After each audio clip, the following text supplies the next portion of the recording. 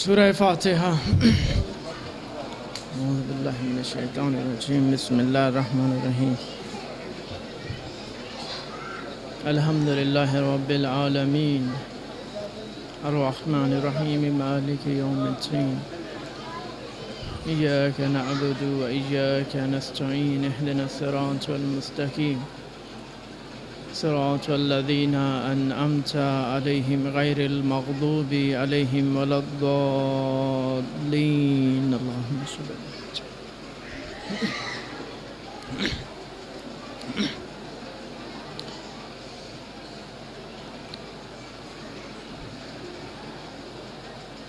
اعوذ باللہ من الشیطان الرجیم،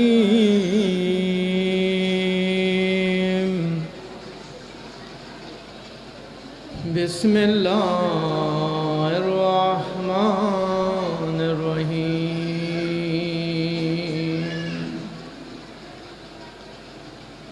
الحمد للہ رب العالمین،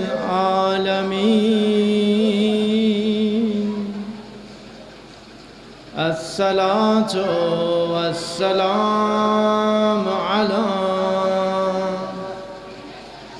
سید الانبیاء والمرسلین ابی القاسم محمد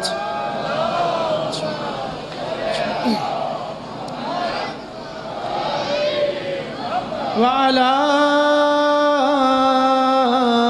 آلہ الطیبین الطاہرین المعصومین،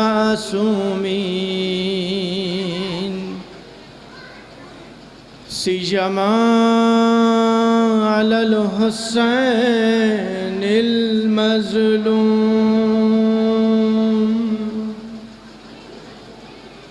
علی الحسین المظلوم المقتول،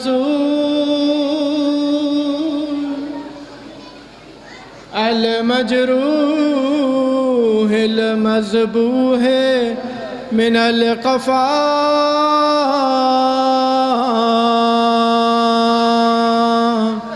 فی ارض کربلا، فی یوم عاشورا،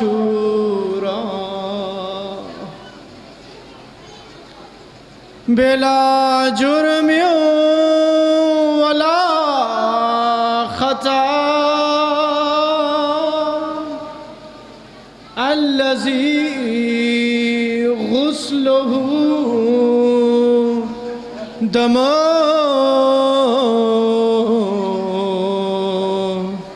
وکفنہ تراب، فی ارض کربلا، یا لیتنا کنا معکم فنفوز فوزا عظیما،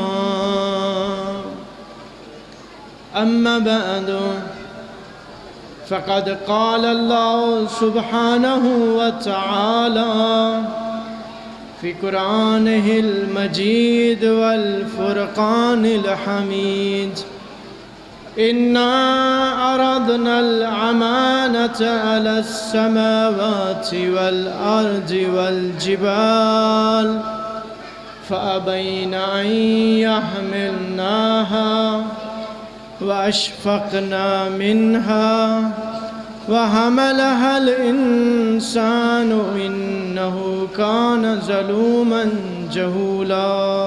صلوات پر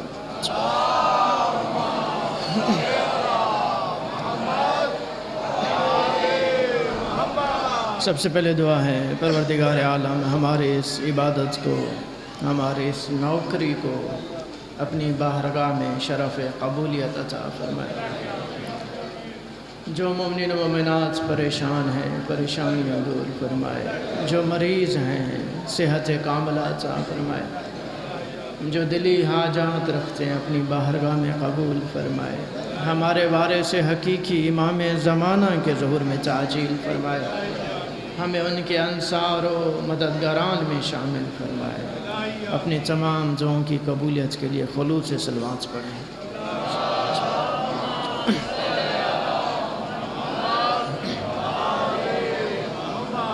حضرات گرامی، جیسا کہ آپ جانتے ہیں، میں نے آپ کے سامنے سورہ احزاب کی آیت نمبر 72 کی تلاوت کا شرف حاصل کیا،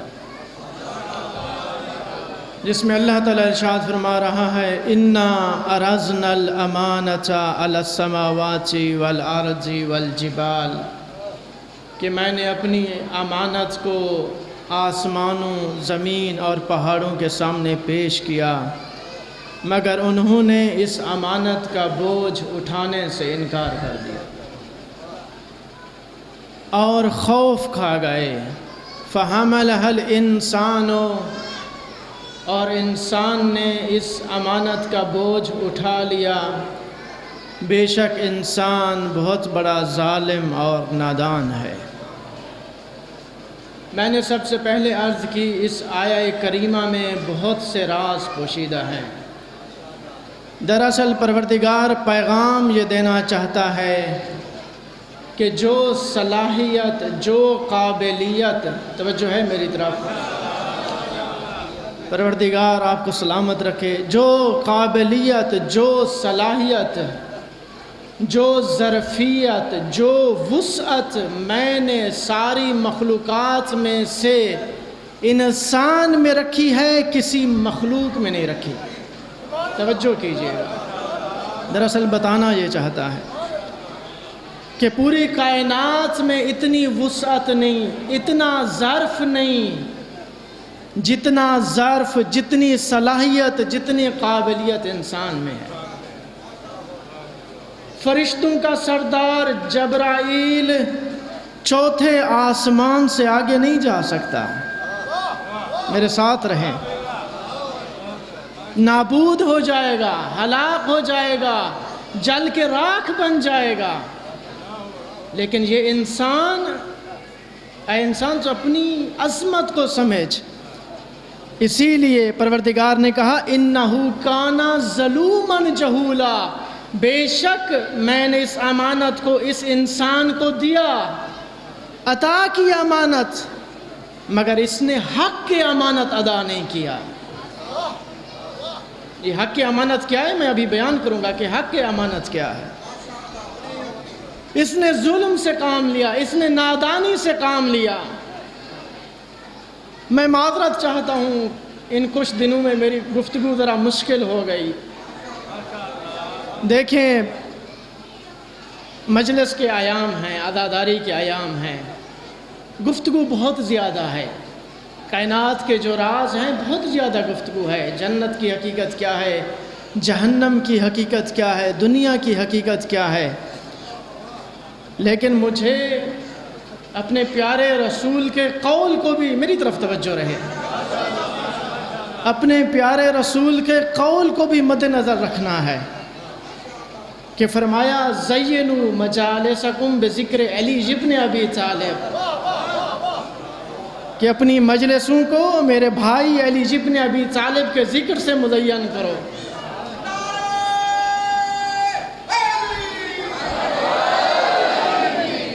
فضائل سنانا اور سمجھانا میرا کام ہے، لیکن فضائل کو سمجھنا، پھر ان کو ہضم کرنا آپ کا کام ہے۔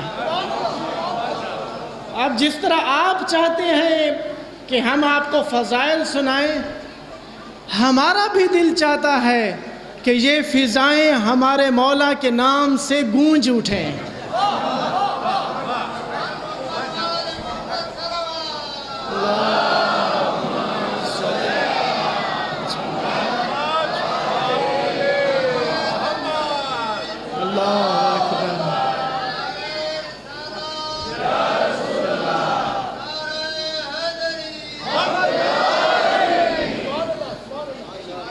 جب آپ علی علی کی صدائیں لگاتے ہیں، حیدر حیدر کی صدائیں لگاتے ہیں، قسم بخدا میرا دل چاہتا ہے توجہ کیجئے گا، نکتہ دے کے جا رہا ہوں۔ میرا بھی دل چاہتا ہے قسم بخدا، جب علی علی حیدر حیدر سے یہ صدائیں، یہ فضائیں گونجتی ہیں تو میرا دل چاہتا ہے شام سے اس ملعون کو اس کی نجس قبر سے نکال کے لے آؤں۔ دیکھ جن ممبروں سے تو نے میرے مولا پہ سب و شتم کا سلسلہ شروع کیا تھا، آج ان ممبروں سے، مجلسوں سے علی علی کی صدائیں گونج رہی ہیں۔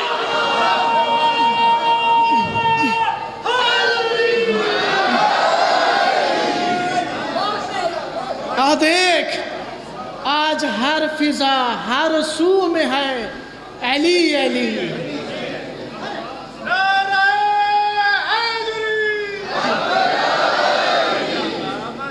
تو چاہتا ہوں ایسی گفتگو کروں تاکہ یہ فضائل کا سلسلہ بھی جاری رہے، اس لیے زیادہ خوش گفتگو نہیں کرنا چاہتا، زیادہ اس طرف نہیں جانا چاہتا۔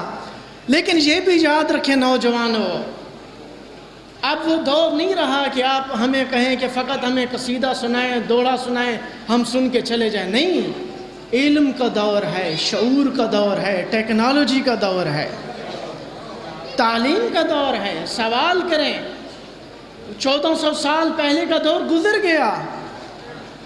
میں واقعاً حیران ہوتا ہوں، آپ جا کے سوشل میڈیا پہ جا کے دیکھیں، یہ علم ہی کی برکت ہے، شعور ہی کی برکت ہے کہ میرے مولا علی ابن ابی طالب صلوات اللہ علیہ خلوص صلوات پڑھیں۔ اللہم صلی علی محمد۔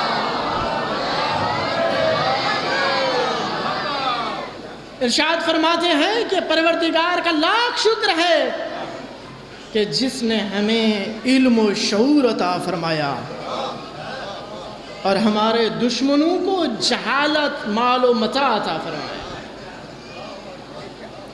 کیوں؟ علم و شعور کیا ہے؟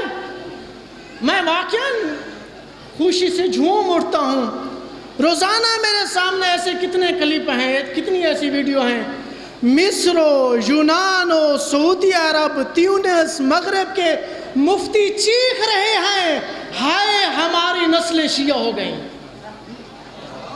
مجلس کے بعد میرے پاس آئیے گا، میں دکھاؤں گا، ہائے ہماری نسلیں شیعہ ہو گئیں۔ کس وجہ سے شیعہ ہو رہی ہیں؟ اسی علم کی وجہ سے، شعور کی وجہ سے۔ میں بھی بتاؤں گا وہ کون سا شعور ہے۔ جیسے کل میں نے گفتگو کی جنت اور جہنم کے بارے، دیکھیں جب یہ قرآن پاک نازل ہوا آج سے 1400 سال پہلے، خود انبیاء بھی ارشاد فرماتے ہیں، نحن نقلم قدر عقول الناس، ہم لوگوں کی عقلوں کے مطابق گفتگو کرتے ہیں۔ 1400 سال پہلے جب قرآن پاک نازل ہوا تو انہی کی عقلوں کے مطابق گفتگو کی۔ اگر رسول گرامی انہیں حقیقت بتاتے، اور خود میرے مولا ارشاد فرماتے ہیں اگر میں کائنات کے راز ان کے سامنے کھول دوں تو یہ مجھے پتھر ماریں گے کہ معاذ اللہ علی ابن ابی طالب دیوانے ہو گئے ہیں۔ لیکن اب تو آپ ترقی کر چکے ہیں، اب وہ 1400 سال پہلے کا دور گزر چکا۔ مثلاً آپ دیکھ لیں، قرآن پاک کی آیہ کریمہ ہے، صلوات پڑھیں بر محمد و آل محمد۔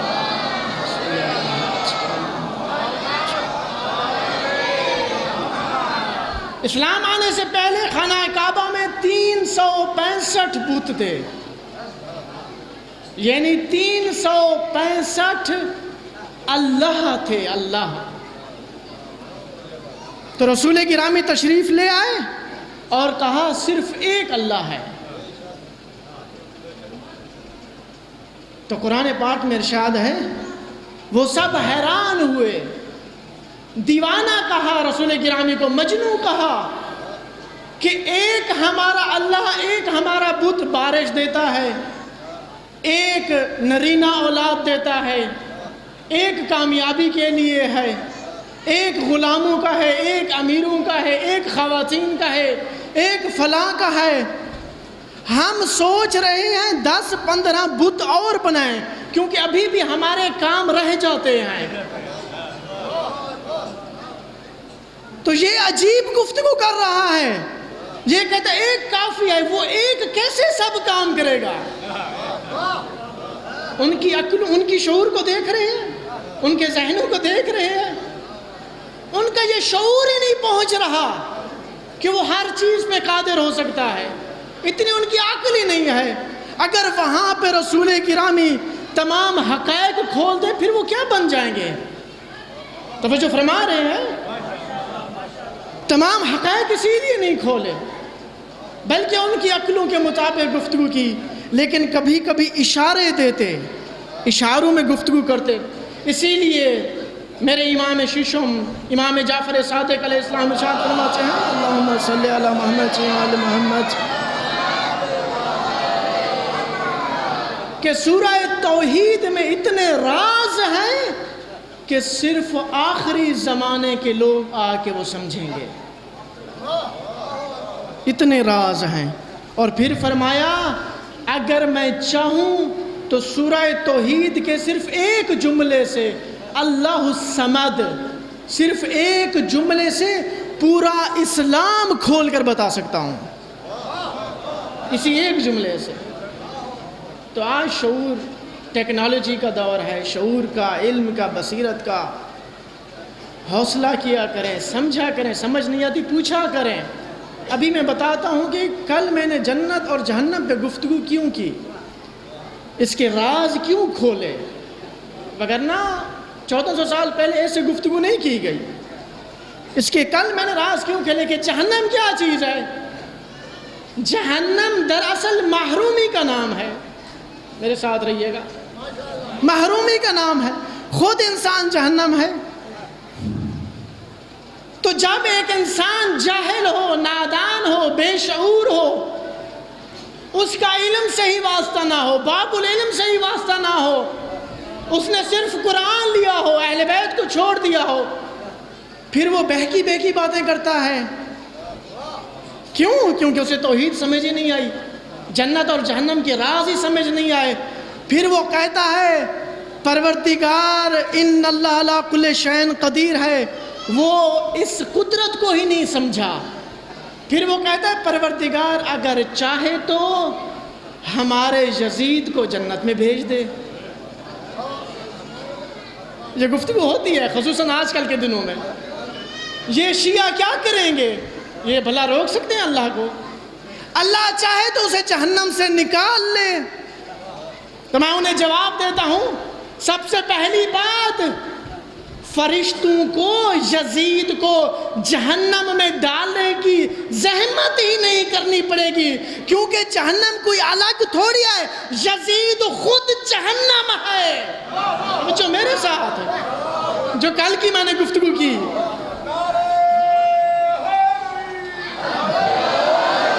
کل میں نے کیا بتایا آپ بھول گئے ہیں شاید، جو خاموش بیٹھے ہیں۔ جہنم خود انسان بن جائے گا، کوئی جہنم الگ تھوڑی ہے کہ اسے نکالا جائے گا۔ یزید خود جہنم ہے، اور مولا حسین جنت میں نہیں جائیں گے، خود مولا حسین جنت ہیں۔ میرے ساتھ رہے، میرے ساتھ رہے۔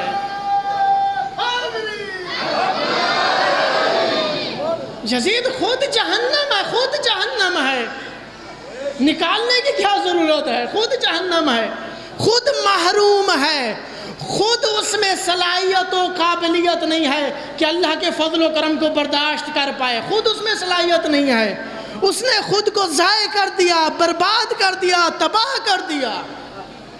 وگرنہ پروردگار کا فضل و کرم تو ہر کسی پر ہے، اس نے خود کو ضائع کر دیا۔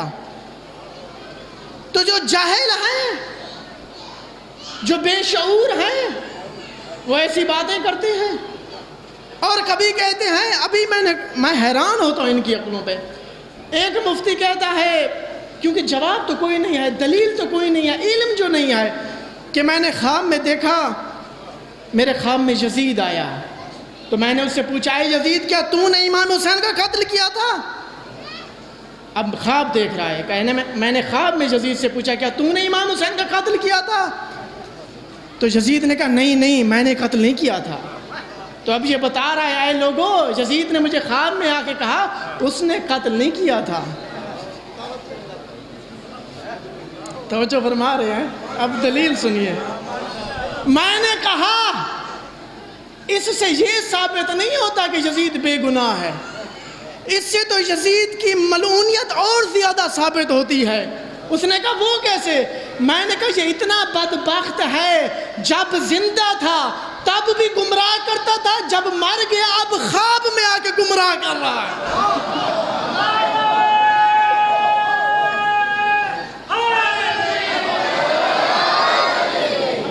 پہلے بھی مفتیوں کو گمراہ کیا، ان سے فتوے لکھوائے ان سے فتوے، اب بھی ان گمراہ شدہ مفتیوں کو دوبارہ گمراہ کر رہا ہے کہ اپنی گمراہی پہ قائم رہو، کہ کسی اور طرف نہیں جانا۔ حقیقت کو سمجھیے کہ جنت کیا ہے، جہنم کیا ہے، اپنی عظمت کو سمجھیے، اپنی آزاداری کو سمجھیے۔ پیغام دے کے جا رہا ہوں، پھر آ رہا ہوں فضائل کی طرف۔ اپنی اہمیت کو سمجھیے کہ حق ادا نہیں کیا، اس سے کیا مراد ہے۔ اور یہ بھی میرے امام کا فرمان ہے، آواز دے کے کہا قسم با خدا ہمارا ایک بھی جہنم میں نہیں جائے گا۔ میرے ساتھ رہیے گا، میں دلائل دوں گا۔ میں آپ کے سامنے روایت پڑھنے لگا ہوں۔ فرمایا ہمارا ایک بھی جہنم میں نہیں جائے گا، اور ان کا جو ہم سے بغض رکھتے ہیں قسم با خدا ان کا ایک بھی جنت میں نہیں جائے گا۔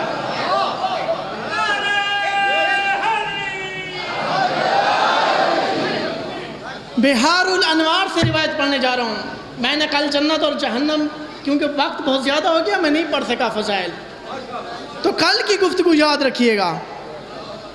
بہار الانوار میں روایت ہے، امام کا ایک صحابی ہے، بہت غم زدہ ہے، بہت غمگین ہے، شکایت لے کے افسردہ حالت میں میرے امام کی خدمت میں آتا ہے، چھٹے امام کی خدمت میں آتا ہے۔ امام اس کی حالت کو جانتے ہیں، تو کچھ کہتا نہیں ہے، غمگین ہے۔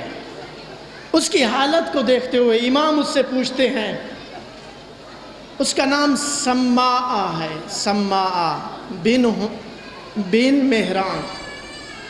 امام نے پوچھا، امام نے یہ نہیں کہا کہ یہ تیری حالت کیوں ہے، امام نے یہ نہیں فرمایا۔ امام نے فرمایا یا سماعہ مجھے یہ خبر دے کہ معاشرے میں سب سے برا کس کو سمجھا جاتا ہے، سب سے بری نگاہوں سے کس کو دیکھا جاتا ہے۔ پھر وہ پھٹ پڑا، اس نے کہا مولا، اس کی آنکھوں میں آنسو آنے لگے، مولا ہمیں معاشرے میں بری نگاہوں سے دیکھا جاتا ہے، مولا عدالتوں میں ہماری گواہی قبول نہیں کی جاتی، ہم پہ کفر کے فتوے لگائے جاتے ہیں، ہمیں رافضی کہا جاتا ہے، اتنے معاشرے میں یہودی برے نہیں ہیں جتنے ہم برے ہیں۔ اور واقعاً بہت مظالم ہوئے، اگر مجھے موقع ملا میں وہ بیان کروں گا کہ یہ 1400 سالہ شیعت کی تاریخ ہم تک کیسے پہنچی۔ میرے ساتھ رہیں گے آپ۔ تو جب امام نے اس سے یہ جملے سنے تو امام آرام فرما رہے تھے کہ امام غضب سے اٹھ بیٹھے، امام کا چہرہ سرخ ہو گیا، اور امام نے کہا اے سماع، میں نے کہا سب سے برا کون ہے، کس کو سمجھا جاتا ہے؟ سماع نے ہاتھ باندھا، مولا میں صحیح کہہ رہا ہوں، میں سچ کہہ رہا ہوں کہ ہمارے ساتھ برا سلوک کیا جاتا ہے، ہاں حالانکہ ہم نے کوئی اسلام کے خلاف کام نہیں کیا، ہمارا صرف قصور یہ ہے کہ ہم آپ سے محبت کرتے ہیں، ہمارا صرف قصور یہ ہے، نہ ہم قرآن کے منکر، نہ توحید کے منکر، نہ رسالت کے منکر، صرف قصور یہ ہے کہ اہل بیت کے چاہنے والے ہیں۔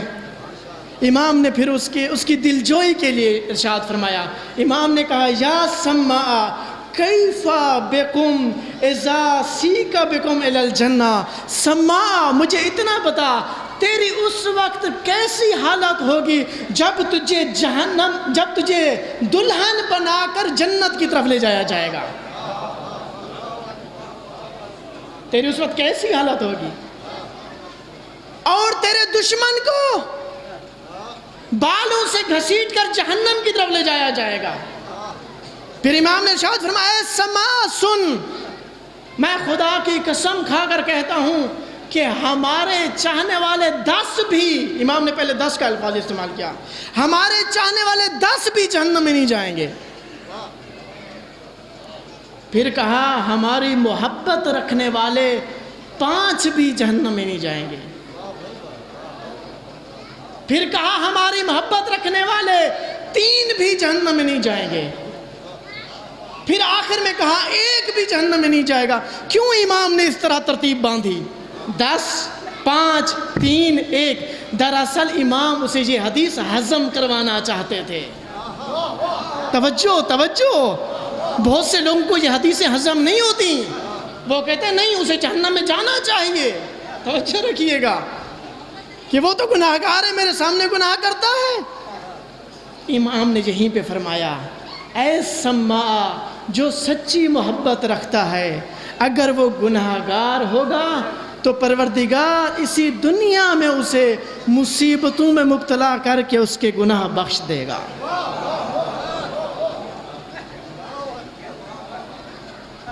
فرمایا مولا اگر اس سے بھی زیادہ گناہگار ہو تو امام نے فرمایا اس کی موت کی سختی اس کے گناہ بخش دے گی۔ ایک دشمن نے آ کے کہا امام کو تکلیف پہنچانے کے لیے کہ یہ کیسے آپ کے شیعہ ہیں، یہ فلاں فلاں کام کرتے ہیں، فلاں فلاں گناہ کا کام کرتے ہیں، کیا یہ بھی جنت میں جائیں گے؟ امام نے کہا نہیں، پروردگار کا ہمارے ساتھ یہ عہد ہے کہ میں تمہارے چاہنے والوں کو اسی دنیا میں ہی پریشانیوں میں مبتلا کر کے، مریضی میں مبتلا کر کے اس کے گناہ معاف کر دوں گا۔ اور یہ ذہن میں رکھیے گا، لازمی نہیں ہر گناہگار مریضی میں مبتلا ہو، بعض اوقات پروردگار کا امتحان ہوتا ہے اس کے درجات بڑھانے کے لیے۔ اب یہ پروردگار کو علم ہے، ہمیں کیا علم؟ بہرحال اس نے، دشمن نے پھر پوچھا اس سے بھی زیادہ بڑا گناہگار ہے؟ کہا اس کی موت کی سختی اس کے گناہ بخش دے گی۔ کہا اس سے بھی زیادہ گناہگار ہے؟ کہا جب برزخ میں جائے گا تو اس کے گناہ دھل جائیں گے۔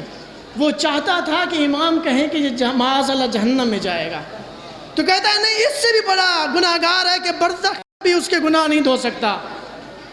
امام نے کہا سن، ہمارے دشمن کا منہ کالا، اگر وہ جہنم بھی چلا گیا میں خود جعفر صادق اسے جہنم سے جنت میں لے جاؤں گا۔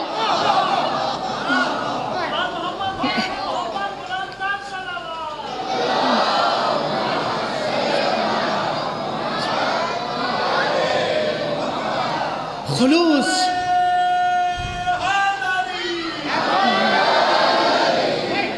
یہ عزادار بڑا قیمتی ہے، بڑا قیمتی ہے۔ میں جب میں ان کی روایتیں پڑھتا ہوں، ان کی شان کی، مجھے آنسو آ جاتے واقعاً۔ یہ بڑا قیمتی عزادار، ان کا احترام کرنا اہل بیت کا احترام کرنا، یہ روایات میں ہے۔ جس نے ہمارے عزادار کا احترام کیا دراصل اس نے ہم اہل بیت کا احترام کیا۔ یہ بڑا قیمتی ہے۔ آپ نے ابھی مولانا صاحب فرما رہے تھے کہ جب سیدہ زہرا آئیں گی تو تمام مخلوقات کیا انبیاء کی گردنیں بھی جھک جائیں گی۔ تو سب سے پہلے جنت میں شہزادی یا ہماری آقا زادی کو کہا جائے گا آپ تشریف لے آئیں، تو فرمائیں گی میں اس وقت تک جنت میں نہیں جاؤں گی جب تک اپنے بیٹے کے عزاداروں کو اپنے ساتھ نہ لے۔ عجیب روایت ہے، عجیب کہ آج بارلا آج میں اپنی منزلت جاننا چاہتی ہوں، بارلا آج میں اپنا مقام جاننا چاہتی ہوں کہ میرا کتنا مقام ہے۔ تو ارشاد ہوگا جس کو چاہتی ہیں اپنے ساتھ جنت میں لے جائیں۔ روایت کے الفاظ ہیں شہزادی محشر میں اپنے حسین کے عزاداروں کو ایسے چنیں گی جیسے مرغی زمین پہ دانے چنتی ہے۔ بہرحال یہ بڑے عظمت کے مالک ہیں، یہ کیوں آئے ہیں؟ پھر امام نے ارشاد فرمایا اے سماحہ ایک بھی جہنم میں نہیں جائے گا۔ لیکن امام نے پھر ایک عجیب جملہ کہا، امام نے کہا یا سماحہ تنافسوا للدرجات، اے سماع عبادت کرو درجات حاصل کرنے کے لیے۔ اے سماع مسئلہ جنت نہیں ہے، مسئلہ جنت نہیں ہے۔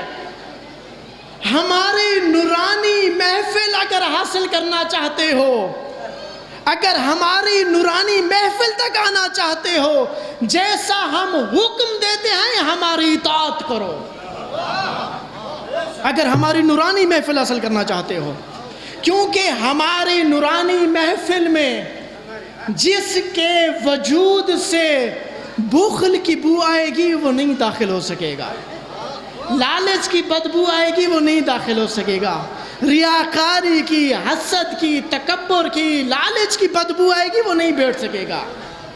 اے سماع اپنے اندر قابلیت پیدا کر عبادت کے ذریعے، تاکہ روز محشر تو ہمارے نور کو برداشت کر سکے۔ اہمیت سمجھے عبادت کی اہمیت کیا ہے؟ پہلے دن سے میں عرض کر رہا ہوں، ہمارے نور کو برداشت کر سکے، قابلیت پیدا کر، ظرف پیدا کر۔ کتنے ایسے ہمارے چاہنے والے جنت میں ہوں گے جو ہماری زیارت سے اس وجہ سے محروم ہوں گے کہ ان میں قابلیت نہیں ہوگی۔ میں نے آپ کو بیان کیا، مسئلہ جنت نہیں ہے، امام نے کہہ دیا درجات درجات درجات۔ خود ارشاد فرمایا امام نے والآخرۃ اکبر درجات، آخرت کے اتنے درجات ہیں جو ختم ہونے والے نہیں ہیں۔ میں ابھی شاید مزید بیان کروں، کعبہ کو حسین آپ کے سامنے بیان کیا، مقام محمود بیان کیا، اب مزید بیان کروں گا۔ اپنی فضیلت کو سمجھے، اپنی عظمت کو سمجھے انسان۔ کیوں پروردگار نے ارشاد فرمایا انہو کان ظلوما جہولا۔ میں آ رہا ہوں اپنے میسج کی طرف، میرا ساتھ دیجیے گا، صلوات پڑھیں بر محمد و آل محمد۔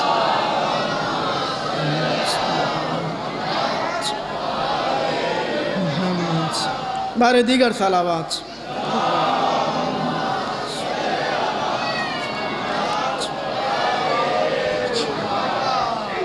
کہ پروردگار نے کیا عظمت عطا فرمائی، کیوں فرمایا انہو کانا ظلوما جہولا؟ اس نے حق ادا نہیں کیا، ظلم کیا، نادانی کی۔ وہ امانت کون سی تھی؟ وہ کون سی عظمت ہے جو پروردگار نے فقط انسان کے اندر رکھی ہے، فقط انسان کو وہ صلاحیت عطا کی؟ اب دیکھیں، میں کہہ رہا ہوں چوتھے آسمان تک جبرائیل رک گئے ہیں، پانچویں، چھٹے، ساتویں آسمان پہ کیا خبر ہے؟ جبرائیل کو علم ہی نہیں ہے۔ ابھی تو میں نے ابھی بیان کرنا ہے، جبرائیل وحی لے کے آتا تھا، میں نے ابھی بیان کرنا ہے، یہ تو چوتھے پہ رک گیا، اسے وحی کون دیتا تھا؟ میں نے ابھی بہت بیان، میں نے کہا سنانا میرا کام ہے، تحمل کرنا آپ لوگوں کا کام ہے۔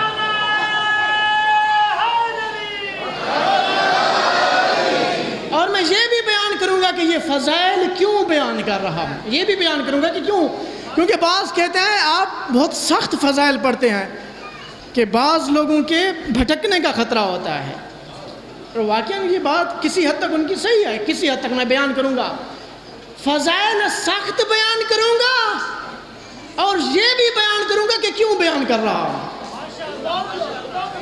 عظمت کیا ہے؟ کیوں چھپے رہے فضائل کتابوں میں؟ کیوں چھپے رہے؟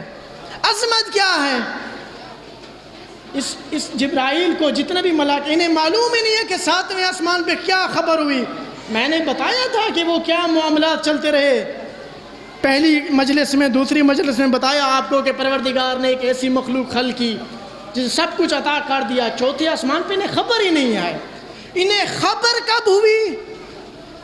جبرائیل کو اور اس کے ساتھ ملائکہ کے ساتھ جو شیطان ہے، ان کو علم تھا کہ اس کا فضل و کرم بہت زیادہ ہے، اور اس نے اپنا خلیفہ ضرور بنانا ہے، کہ کوئی ایسا خلق کروں جس کو سب کچھ عطا کر دوں۔ انہیں یہ علم تھا، یہ علم تھا، لیکن یہ چوتھے پہ انہیں معلوم ہی نہیں ہے ساتویں پہ کیا خبر ہے۔ اب جب چوتھے آسمان پر خبریں پہنچی، کون سی؟ وَإِذْ قَالَ رَبُّكَ لِلْمَلَائِكَةِ إِنِّي جَاعِلٌ فِي الْأَرْضِ خَلِيفَةً، میں زمین پر اپنا جانشین بنا نہیں رہا، قرار دے رہا ہوں، بنا تو چکا ہوں۔ میرے ساتھ رہیں، میرے ساتھ رہیں۔ اور پروردگار نے جہاں پہ دیکھیں ایک ایک لفظ میں تفکر ہے، ایک ایک لفظ میں۔ اب میں نہیں بیان کر سکتا کیونکہ یہ مجلس نہیں رہے گی، پھر درس ہو جائے گا۔ اب پروردگار نے یہاں پہ رب کا لفظ استعمال کیا، اللہ کا لفظ استعمال نہیں کیا۔ اس میں بھی سوچنے کی بات ہے، رب کیوں کہا؟ اِذْ قَالَ رَبُّكَ، تیرے رب نے کہا، رب نے، یہ نہیں کہا اِذْ قَالَ إِلَٰهُكَ، کیونکہ رب کا معنی ہے تربیت کرنے والا۔ پیغام یہ دینا چاہتا ہے، اے فرشتوں، میں زمین پہ ایسے کو بھیج رہا ہوں جس کی تربیت کرنا چاہتا ہوں۔ جو سمجھے میرے ساتھ رہے۔ میں آگے چلتا ہوں، شاید نہیں سمجھے، سلو آج پڑھنے بارے محمد و آل محمد۔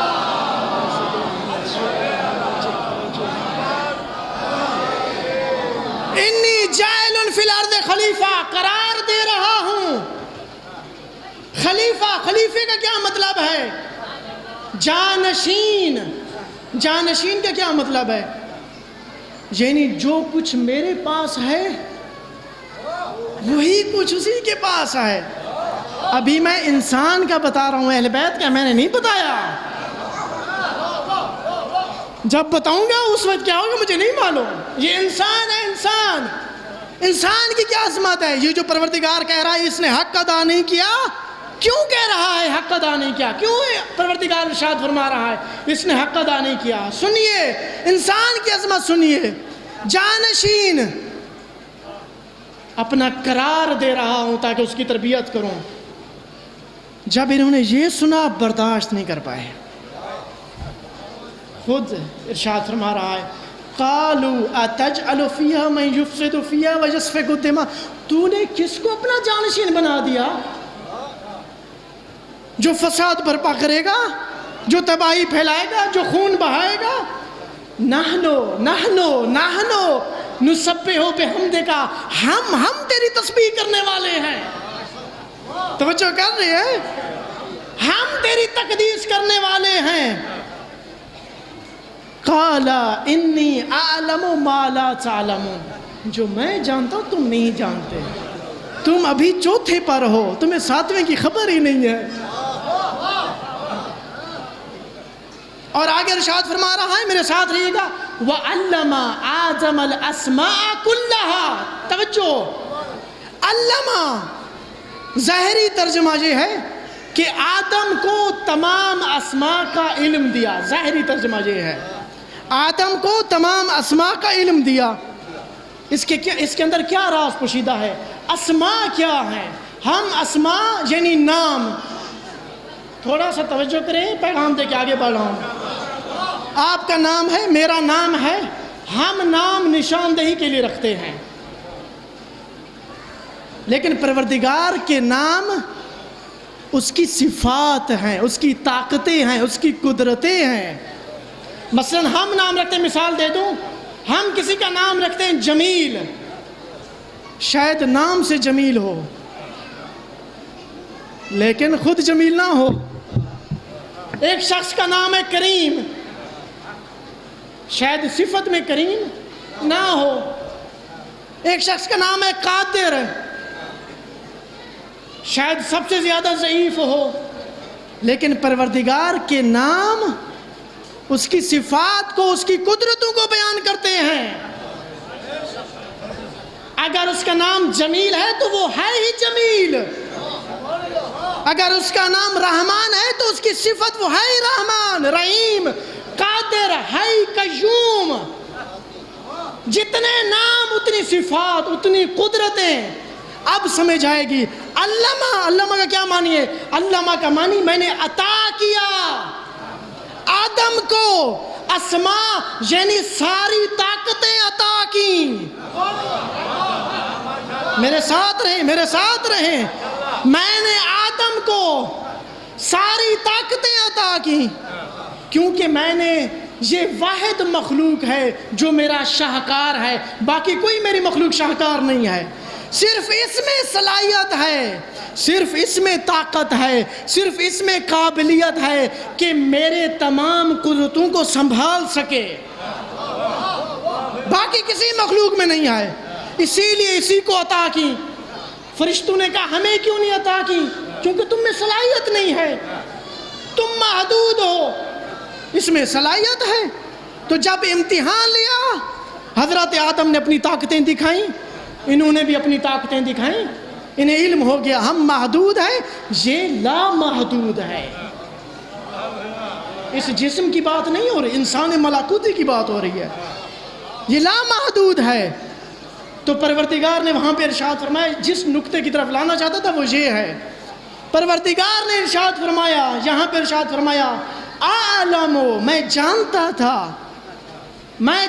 تھا اے فرشتو، عالم ما کنتم تبدون وما کنتم تکتمون، اے فرشتو جو تم ظاہر کر رہے تھے وہ بھی جانتا تھا، اور جو تم لوگوں نے دلوں میں چھپایا ہوا ہے وہ بھی جانتا ہوں۔ عالم، میں جانتا ہوں۔ کون سی چیز ظاہر کر رہے تھے؟ ظاہر یہ کر رہے تھے کہ یہ فسادی ہے۔ چھپایا کیا ہوا تھا؟ چھپایا یہ ہوا تھا ہمیں خلیفہ بنا دے۔ چھپایا کیا ہوا تھا؟ کیا چاہتے تھے؟ کہ ہمیں خلیفہ بنا دے۔ شیطان کیوں گمراہ ہوا؟ کیوں برداشت نہیں کر پایا؟ کہ تو نے مجھے کیوں نہیں بنایا؟ آخر وہ کون سی عظمت تھی، وہ کون سا مقام تھا کہ فرشتے بھی برداشت نہیں کر پائے، معصوم فرشتے بھی برداشت نہیں کر پائے؟ آخر وہ کون سی منزلت ہے؟ اسی لیے ارشاد فرمایا، انہو کانا ظلوما جہولا، اس نے اپنے مقام کو نہیں سمجھا، اپنی عظمت کو یہ انسان نہیں سمجھا، یہ اسی دنیا کو ہی سب کچھ سمجھ بیٹھا۔ اسی لیے فرمایا، اے انسان جاگ، یہاں تجھے تربیت کے لیے بھیجا ہے، نہ کہ ہمیشہ کے لیے۔ اور کبھی ارشاد فرماتا ہے، لا یسعنی ارضی و سمائی، مجھے پوری کائنات میں نہ زمین اپنے اندر سما سکتی ہے، نہ آسمان اپنے اندر سما سکتا ہے، ولیکن یسعنی عبدی مؤمن، قلب عبدی مؤمن، اگر میں سما سکتا ہوں تو اپنے مومن بندے کے دل میں سما سکتا ہوں۔ اس کا کیا مطلب ہے؟ کبھی ارشاد فرماتا ہے، انا جزاؤہ، اے مومن تو اگر میرے کہے ہوئے راستے پہ چل تو تیری جزا جنت نہیں ہے، تیری جزا میں ہوں۔ کبھی ارشاد فرماتا ہے، خلقت الخلق لک وخلقتک لاجلی، تمام کائنات تیرے لیے بنائی، تجھے اپنے لیے۔ اور کبھی ارشاد فرماتا ہے، خلقت الخلق لکی اعرف، میں نے کائنات کو بنایا تاکہ میں پہچانا جاؤں۔ اور کبھی کہتا ہے، اگر میں کہیں سما سکتا ہوں تو صرف اپنے مومن بندے کے دل میں۔ ان سب سے کیا مراد ہے سمجھیں؟ ان سب سے مراد ایک ہی ہے کہ صرف تو ہے جو میرے ساتھ بیٹھ سکتا ہے۔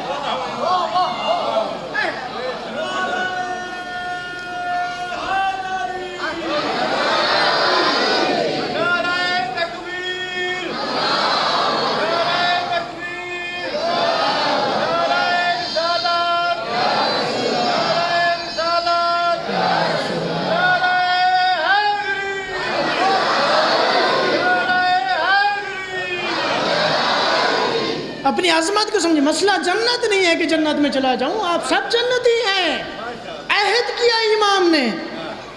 مسئلہ جنت کا نہیں ہے، یہ مقامات انشاءاللہ بیان کروں گا میں۔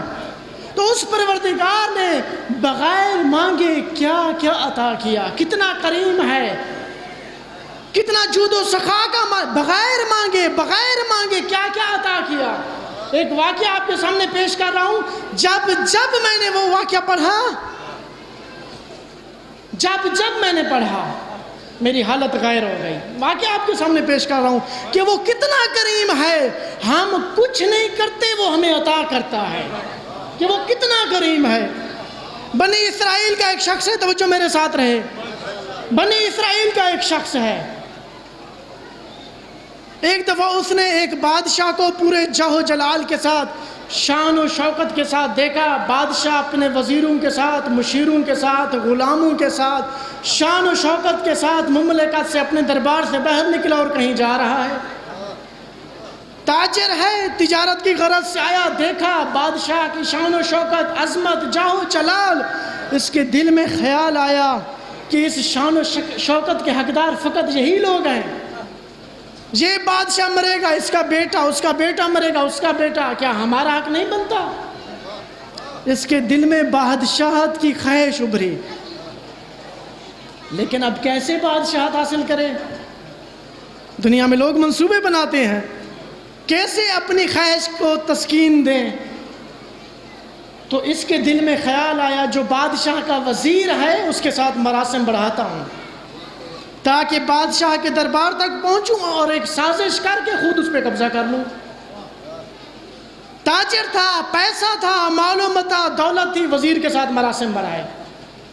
ایک عرصہ گزرا، بڑی دوستی محبت ہو گئی. ایک دن گفتگو میں، باتوں میں کہتا ہے کہ بادشاہت فقط ان کا حق ہے، ہمارا حق نہیں ہے. دیکھ اگر ہم بادشاہ بن جائیں، آدھی حکومت تیری، آدھی حکومت میری. تو وزیر کو بھی لالچ آیا کہ کیوں نہ اس بادشاہت کا خاتمہ کرے، میں کب تک وزیر بنا رہوں گا. اب کیسے بادشاہ تک پہنچے، منصوبہ بنا رہے ہیں. اس نے کہا کسی طرح مجھے دربار کا کچھ خاص منصب دلا دے، پھر آگے میرا کام ہے. سوچتے رہے، اس فکر تک پہنچے کہ بادشاہ کو عبادت گزار بڑے اچھے لگتے ہیں. تو پہاڑوں پہ جا، عبادت کر، اپنا حلیہ عبادت گزاروں جیسا بنا. اور بادشاہ کا بیٹا بھی نہیں ہے، اس کے بعد میرا کام ہے، میں نے کیا کرنا ہے. یہ پہاڑوں پہ گیا، عبادت کرتا رہا، سجدے کرتا رہا تاکہ محراب بن جائے. ادھر سے اس وزیر نے آہستہ آہستہ لوگوں کو کہنا شروع کر دیا کہ غار میں ایک عبادت گزار ہے، جو دعا مانگتا ہے قبول ہو جاتی ہے. جب لوگوں نے یہ سنا پہاڑوں کی طرف جانے لگے. ایک دن بادشاہ نے شور و غل دیکھا، میری مملکت میں یہ کیا چل رہا ہے. وزیر نے کہا سنا گیا ہے کہ ایک عبادت گزار ہے، جو دعا کرتا ہے قبول ہو جاتی ہے، بڑا نیک ہے. تو بادشاہ کے دل میں خیال ابھرا مجھے بھی اولاد نہیں ہے، دعا منگواتا ہوں اس سے. توجہ ہے میرے ساتھ؟ تو بادشاہ کا وزیر سے کہا میرا پروگرام بنا، میں اس عبادت گزار سے ملتا ہوں. رات کو اس نے اسے پیغام پہنچوا دیا فلاں دن میں بادشاہ کو لے کے آ رہا ہوں، تو صحیح عبادت صحیح رکھنا. اور جب میں 5-10 منٹ تک تو توجہ نہیں کرنا، جب میں کھانسوں پھر تو توجہ کرنا. اور پھر آواز دے کے کہنا کہ یہ کس نے میرے اور اللہ کے درمیان خلل ڈالا. سارا طریقہ اسے سمجھا دیا. اب 2 دن بعد 3 دن بعد وہ پوری شان و شوکت سے، جاہ و جلال سے بادشاہ چلا ہے اس عبادت گزار سے ملنے کے لیے. چھوٹی سی غار ہے، پہاڑ پہ بادشاہ چلا، تمام اس کے وزیر، مشیر، غلام سب ساتھ ہیں. غار کے دہانے پہنچا، وہ عبادت میں مشغول، سجدوں پہ سجدے، نمازوں پہ نمازیں. اب بادشاہ باہر دھوپ میں کھڑا ہے. وزیر نے دیکھا کافی ہو گیا ہے، اب اس نے کھانسنا شروع کیا. اس نے کھانسا، اس نے کوئی توجہ نہیں دی. اس نے کہا شاید میری کھانسی نہیں پہنچ رہی. پھر زور سے کھانسا، اس نے کوئی توجہ نہیں دی. اس نے کہا عجیب بندہ ہے، اوور ایکٹنگ کر رہا ہے، کافی ہے یہ عبادت، کتنی اور عبادت کرے گا. وزیر بیچارہ کھانس کھانس کے گلا بیٹھ گیا، وہ سن ہی نہیں رہا. بادشاہ نے کہا شاید ہم غلط وقت پر آئے ہیں، اس کی عبادت کا وقت ہے، واپس جاتے ہیں پھر آئیں گے۔ یہ اب اندر سے غصے میں کہ سارا پروگرام خراب کر دیا اس نے، واپس آئے، رات کے اندھیرے میں پہنچا اس کے پاس، اے بدبخت، اے نادان، تو نے کیا کیا؟ سارا پروگرام خراب کر دیا۔ میں نے کہا جب میں کھانسوں تو توجہ کرے گا، سجدوں پہ سجدے، نمازوں پہ نمازیں، نمازیں ختم ہی نہیں ہو رہی تیری۔ تو جب اس نے یہ کہا تو اس کے آنسو بہنے لگے، گریہ کرنے لگا۔ کہا تجھے کیا ہوا؟ توجہ، تجھے کیا ہوا؟ کہتا جب میں سجدے میں گیا تو میں نے اپنے قدموں سے، سجدے میں قدموں سے بادشاہ کو دھوپ میں کھڑا ہوا دیکھا، تو میرے من میں خیال ابھرا کہ میں نے 1 مہینہ جھوٹے سجدے کیے، تو اس کریم پروردگار نے ساری بادشاہت کو میرے قدموں میں لا کھڑا کر دیا۔ اگر میں سچے سجدے کرتا تو وہ میرے ساتھ کیا کرتا؟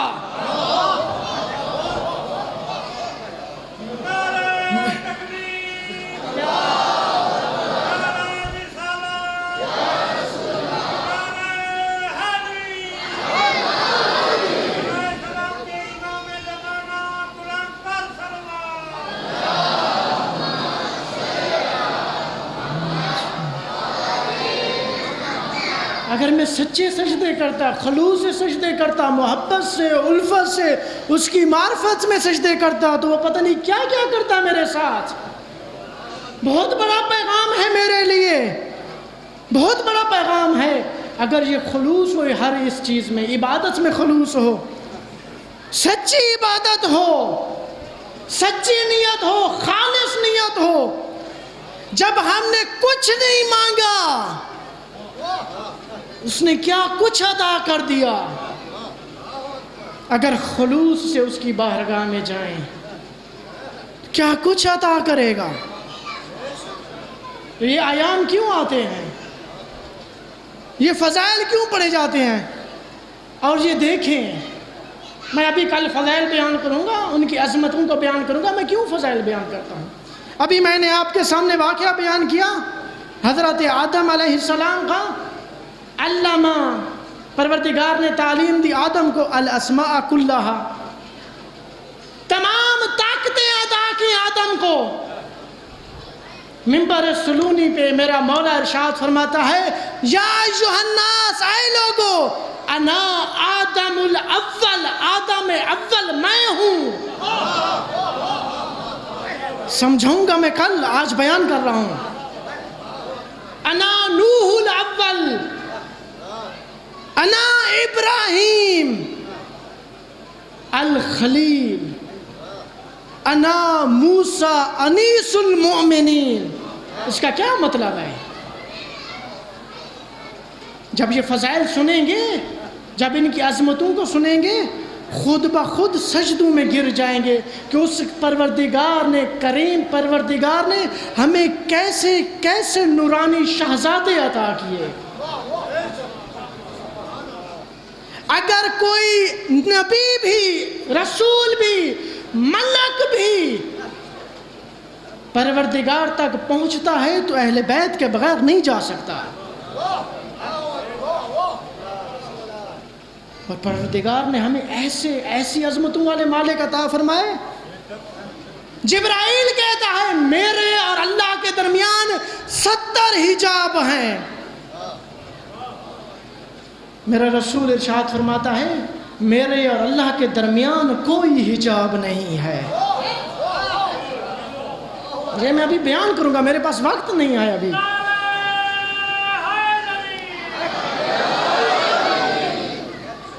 یہ فضائل کیا ہے، عظمت کیا ہے، یہ نورانی محفل، اس کی قدر و قیمت کتنی ہے۔ اپنی عظمت کو سمجھیں، اپنی قیمت کو سمجھیں۔ بہت بڑی قیمت ہے اس عزادار کی کہ کیسے کیسے ہمیں عظمتوں کے مالک عطا فرمائے۔ اس گریہ کی قیمت ہے، اس عزاداری کی قیمت ہے، اس ماتم کی قیمت ہے۔ اسے کم قیمت پر نہ بیچیے، شہرت پہ نہ بیچیے، پیسوں پہ نہ بیچیے، کسی کے لیے عزاداری نہ کیجیے کہ وہ مجھے 2000 دے گا تو میں مجلس میں کھڑا ہو جاؤں گا۔ تمہاری عزاداری کی قیمت خریدار ہم نہیں بن سکتے، جناب سیدہ زہرا ہیں، اور نہ میں قیمت ادا کر سکتا ہوں، میں نہیں ادا کر سکتا۔ یہ دن بہت قیمتی دن ہے۔ میں نے بیان کیا تھا کہ ایک حور جو جہنم میں ہے اسے جنتی بناتے ہیں۔ بہت قیمتی دن ہے، بہت عظمت ہے ان کی۔ دیکھیں، امام عالی مقام نے ہر شخص کو اپنے ساتھ نہیں لیا، ہر شخص کو نہیں لیا۔ جس میں قابلیت تھی، صلاحیت تھی، خلوص تھا، انہیں خط لکھ لکھ کے بلایا۔ حبیب ابن مظاہر، زہیر ابن قین، کسی اور مذہب تھا زہیر ابن قین، لیکن اس ہیرے کو چن کے لائے ہیں۔ اور جو اپنے مذہب ہونے کا دعویٰ کرتے تھے، فقط زبانی دعویٰ تھا، وہ جدا ہو گئے۔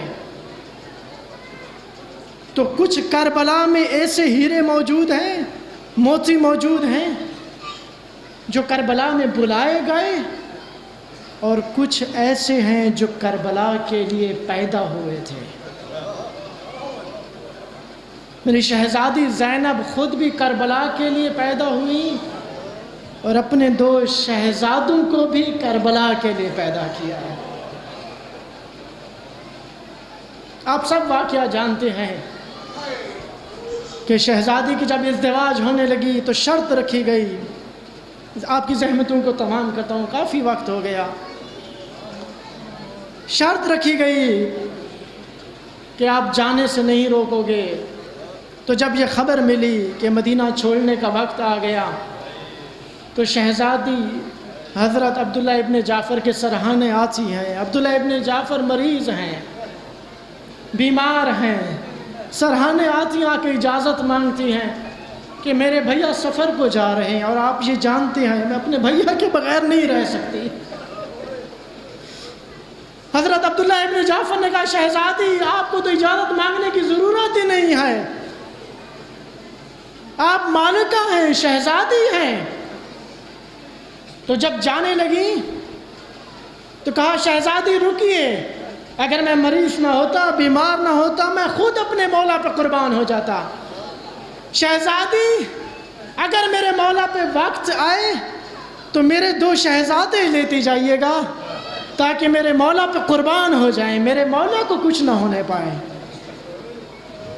دن گزرتے گئے، مدینہ سے مکہ، مکہ سے کوفہ کی طرف، پھر کربلا، شب عاشور آئی، صبح عاشور آئی، سب اپنی قربانی پیش کر رہے ہیں۔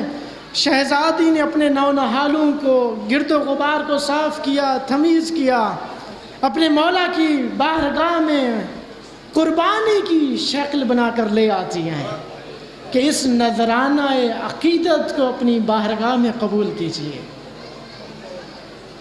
جب میرے مولا نے نظر اٹھا کے دیکھا تو اون محمد کی کتنی عمر ہے مجھے بتائیے؟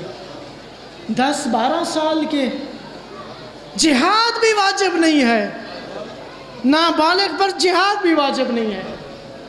تو امام نے کہا اے شہزادی، شاید عبداللہ ابن جعفر کی مرضی نہ ہو، تو اپنے نونہالوں کو لے جا۔ تو آپ نے کہا مولا، اے میرے بھیا، خود عبداللہ ابن جعفر طیار نے کہا تھا کہ میں خود تو نہیں آ سکتا، لیکن میرے شہزادوں کو مولا پہ قربان کر دیجئے گا۔ جب اصرار بڑھا تو اجازت دی۔ بعض روایات میں ہے کہ دونوں شہزادے اکٹھے گئے لڑنے کے لیے، اور بعض میں ہے پہلے محمد جو کہ بڑے شہزادے تھے، اس کے بعد اون جو چھوٹے شہزادے تھے وہ میدان کربلا میں گئے۔ جب میدان کاردار میں پہنچے تقریباً 40 کے قریب اشقیاء کو واصل جہنم کیا۔ دیکھیں یہ ایسے ہاشمی خون تھے، اگر سامنے سے لڑتے تو کبھی شکست نہیں دے سکتے تھے، ہمیشہ یا دھوکے سے وار کیا یا پشت سے وار کیا۔ جب ایک ملعون نے اون محمد لڑ لیں پشت سے وار کیا تو بڑا شہزادہ محمد زین پہ سنبھل نہ پایا، جب زین سے زمین پر آئے تو جناب اون چھوٹے شہزادے نے اس ملعون کو فنار کیا۔ اسی اثناء میں چھوٹے شہزادے کو پشت سے ایک گرد لگا کہ سنبھل نہ پائے اور زمین پر آئے،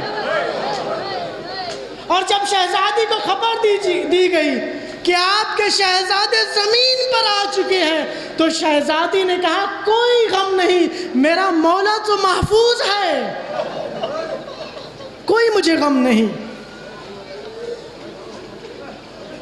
اور آپ سب جانتے ہیں میرے مولا جب کوئی زین سے زمین پر آتا فوراً جاتے تاکہ سر قلم نہ ہونے پائے۔ جب گئے میدان کاردار میں، میدان کربلا میں، دونوں شہزادوں کو بغل میں لیا، ایک شہزادے کو اس بغل میں، امام نے خیمہ بنایا ہوا تھا، اصحاب کو بنی ہاشم کو خیمے میں آ کے سلا دیتے۔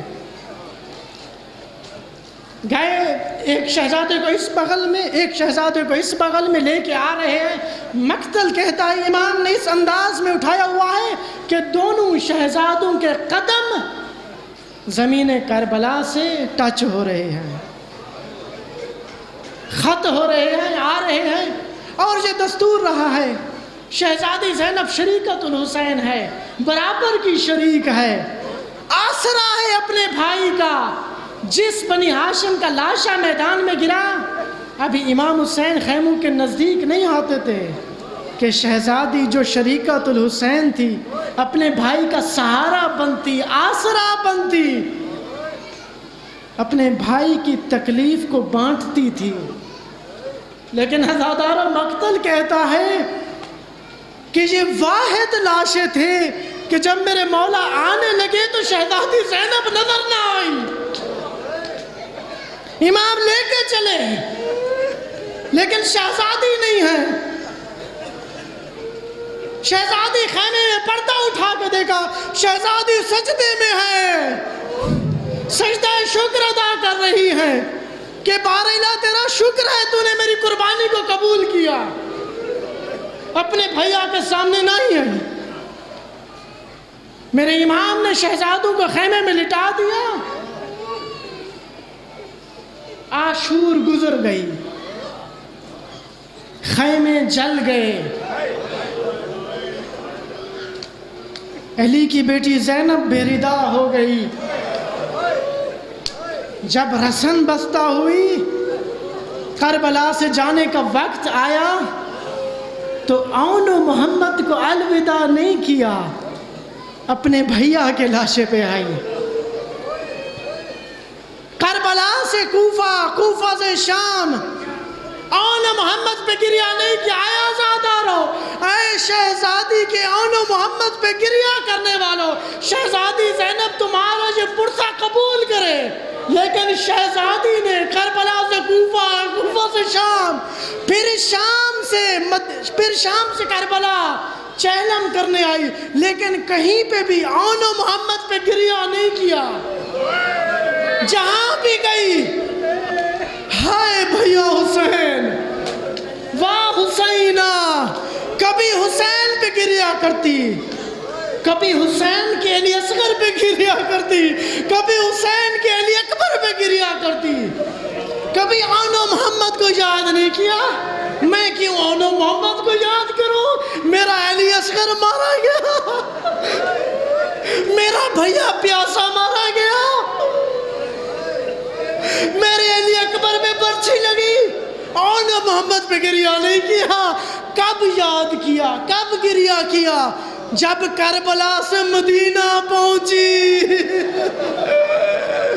جب گھر پہنچی، عبداللہ ابن جعفر پہ نظر پڑی، اون محمد کے حجرے خالی دیکھے، طرف رخ کیا، ہائے میرے پیاسے، ہائے میرے آن محمد، ہائے میرے معصوم لال، تم چلے گئے مجھ دکھیاری ماں کو تنہا چھوڑ گئے۔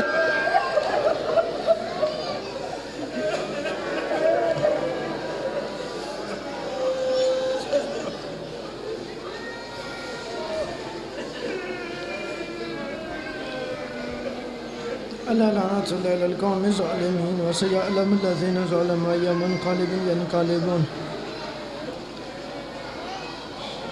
بسمك العظیم الأعظم الأجل الأكرم یا اللہ یا اللہ یا اللہ یا اللہ۔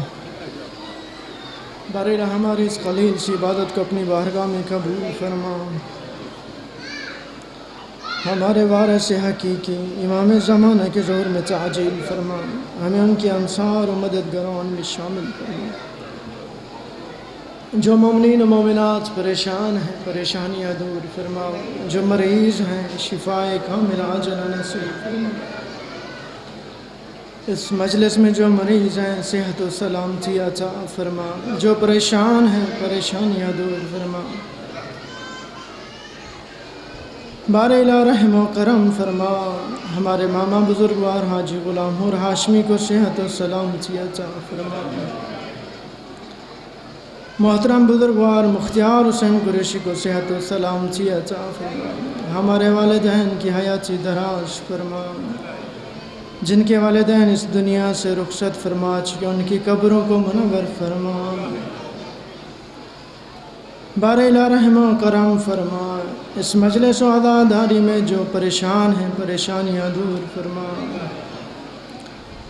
ہمارے محترم ماموں بزرگوار عباس کی جو مشکلیں آسان فرما، رحم و کرم فرما، ہمارے بچوں کی حیاتی دراز فرما، نوجوانوں کو کامیابیاں عطا فرما، عزاداروں کی خود حفاظت فرما، دشمنان اسلام کو نیست و نابود فرما۔ بار الہ رحم